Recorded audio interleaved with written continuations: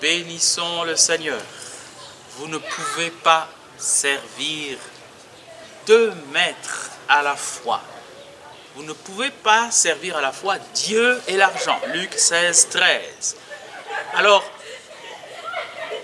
il ne faut pas essayer. Il faut plutôt se retirer du dilemme.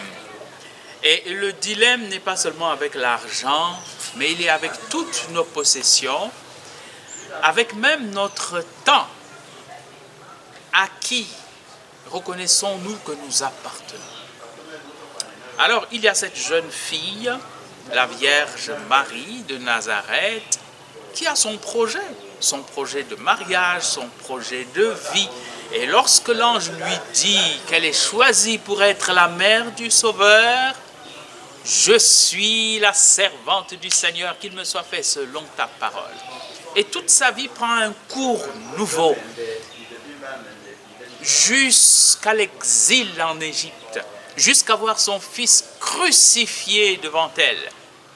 Je suis la servante du Seigneur. Il faut être résolument au service du Seigneur, et cela nous donne d'avoir un service entier de tout notre cœur et de toute notre vie pour le Seigneur. C'est le pas que font de manière très déterminée les consacrés. Les prêtres, lorsqu'ils s'étendent sur le sol, pendant la prière de consécration, dans une oblation totale, mais c'est aussi le choix de tous les baptisés.